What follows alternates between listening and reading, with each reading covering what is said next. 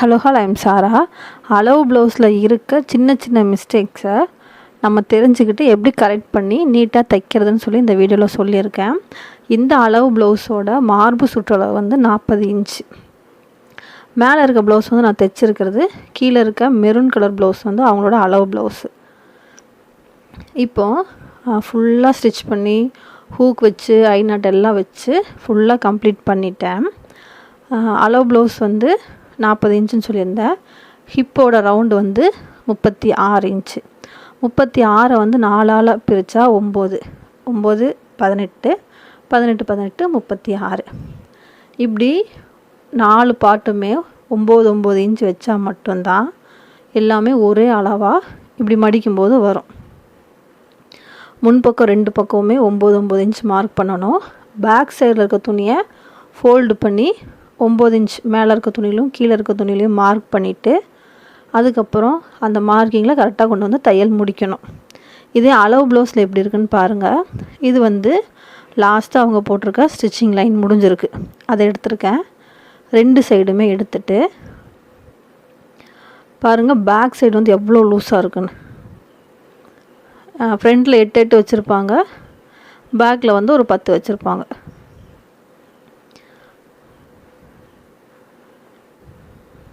தெரியுதுங்களா? இந்த அளவுக்கு இருக்கும். இப்படி வச்சோம் அப்படின்னா கண்டிப்பாக வந்து நம்மளுடைய கப்புக்கு வந்து துணி கரெக்டாக பத்தாது. சைடில் வந்து மெஷர்மெண்ட் வந்து எழுதியிருக்கேன். கப்போட ஹைட்டு ஸ்டிச்சிங்கோட அளவுகளும் சேர்த்து வந்து எழுதியிருக்கேன். இப்போ நான் தைச்சிருக்க இந்த ப்ளவுஸோட கப்பு ஹைட் வந்து அளவு ப்ளவுஸை விட 1 இன்ச் வந்து அதிகமாக தான் இருக்கும். அளவு ப்ளவுஸில் ரொம்ப கம்மியாக இருக்குது. ஆனால் வந்து அவங்க அந்த கரெக்டாக அந்த கப்பு கீழே போய் அந்த பட்டியோட லைன் வந்து நிற்காது. மேலேயே இருந்திருக்கும், அவங்களுக்கு தெரிஞ்சிருக்காது.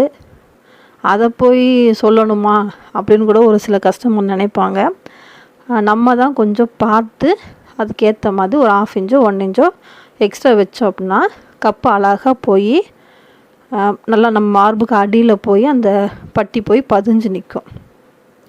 அவங்க கொடுத்த அளவு தான் பட்டி எல்லாமே. ஆனால் கப்போட ஹைட்டு மட்டும் 1 இன்ச் வந்து நான் வந்து ப்ளஸ்ஸாக வச்சுருக்கேன். சைடில் கொடுத்துருக்க மெஷர்மெண்ட்டு தான் கப்போட ஹைட்டுக்கு வந்து கால்குலேட் பண்ணி எடுக்கிற மெஷர்மெண்ட் வந்து இதுதான். உங்களுக்கு வந்து தெரியல அப்படின்னா தெரிஞ்சுக்கோங்க. இனி வர ப்ளவுஸில் இந்த மெத்தடை ஃபாலோ பண்ணிக்கோங்க. நெக்ஸ்ட்டு வந்து இந்த ஷோல்டர் இருக்குல்ல, கப்போட ஹைட் வந்து கம்மியாக இருக்குது. அதே மாதிரியே நம்ம தைச்சோம் அப்படின்னா ஷோல்டர் வந்து முன்னாடி இறங்கி வரும், பின்னாடி பேக்கோட ஹைட் வந்து தூக்கிடும். அதனால் பேக்கோட ஹைட்டு அது வந்து கரெக்டாக இருக்கணும். 40க்கு முன்னாடி வரைக்கும் 38 சைஸ் வரைக்குமே 14.5 வச்சுக்கோங்க. 40க்கு மேலே வந்துச்சுன்னா 15 வச்சுக்கோங்க. தைச்சி முடிச்சதுக்கப்புறம் 14 வரும் கரெக்டாக. அப்போ வந்து ஃபிட்டாக இருக்கும். ப்ளவுஸ் வந்து முன்பக்கமும் தூக்காது. இன்னொரு விஷயம் என்னென்னா, பேக்கோட நெக் இருக்குல்ல, அதோட ஹைட் எவ்வளோ இருக்குன்னு பார்க்கணும். அந்த ஹைட்டு பொறுத்தும் சில சேஞ்சஸ் வந்து நடக்கும். அதே மாதிரி ஆம் ஹோல் வந்து கரெக்டாக இருந்தால் மட்டும்தான் ஆம் ஹோல் சைடு லூஸ் விழாது. அதுக்கான மெஷர்மெண்ட்டும் கொடுத்துருக்கேன். இது வந்து கரெக்டான மெஷர்மெண்ட்டு.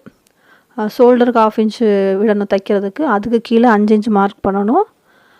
கரெக்டாக ஸ்டிச்சிங் வரும்போது 5.5 5.25 வந்து ஃபினிஷிங்கில் வந்து கிடைக்கும். எவ்வளோ தூரம் நம்ம நீட்டாக தைச்சி கொடுக்குறோமோ அந்த அளவுக்கு கஸ்டமர் வந்து நம்மக்கிட்ட துணி வந்து கொடுத்துட்டே இருப்பாங்க. இப்போ இந்த ப்ளவுஸை பார்க்கும்போதே நல்லா தெரியுது, இது வந்து சின்ன ப்ளவுஸ் மாதிரி தான் இருக்குது. ஆனால் அவங்களோட சைஸ் வந்து 40. ப்ளவுஸோட ஹைட்டு தான் இங்கே வந்து ரொம்ப ப்ராப்ளமாக இருக்குது. இப்படி வந்து பேக் சைடு கப்பு வந்து இழுக்கும்போது கரெக்டாக போய் கப்புக்கிட்ட நிற்கும்போது பேக் சைடு வந்து இழுக்கும், ஃப்ரண்ட் வந்து இறங்கி வரும். அப்போ ஷோல்டர் ஜாயிண்ட் வந்து எங்கே வரும், முன் கழுத்துக்கிட்ட வந்துடும், உள் பக்கமாக வர மாதிரி வந்துடும். இந்த ப்ராப்ளம் வரக்கூடாதுன்னா கப்போட ஹைட் வந்து கரெக்டாக இருக்கணும். பேக் பார்ட்டோட ஹைட் வந்து கரெக்டாக இருக்கணும். இதை மட்டும் நம்ம சரி பண்ணாலே ப்ளவுஸில் வர பாதி ப்ராப்ளம் வந்து சரியாக வந்துடும். சில பேர்த்துக்கு வந்து அந்த மெஷர்மெண்ட் வந்து தெரியாமல் இருக்கலாம், எப்படி எடுக்கணும்னு தெரியாது, அதுக்கு என்ன கால்குலேஷன் பண்ணி எப்படி வந்து ஸ்டிச்சிங்க்கெல்லாம் எப்படி பண்ணணும்னு தெரியாமல் இருக்கும். இந்த வீடியோவில் நான் கரெக்டாக சொல்லியிருக்கேன், அதை ஃபாலோ பண்ணுங்கள். ரொம்ப பெரிய டிஃப்ரெண்ட்டெல்லாம் கிடையாது. ஒரு 1/2 இன்ச் 1 இன்ச்சுக்குள்ளே இருக்கிறது தான் பிரச்சனையாகவே வரும்.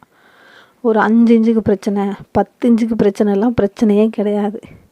1/2 இன்ச்சு 1 இன்ச்சு இதுதான் பிரச்சனையாக வந்து நிற்கும்.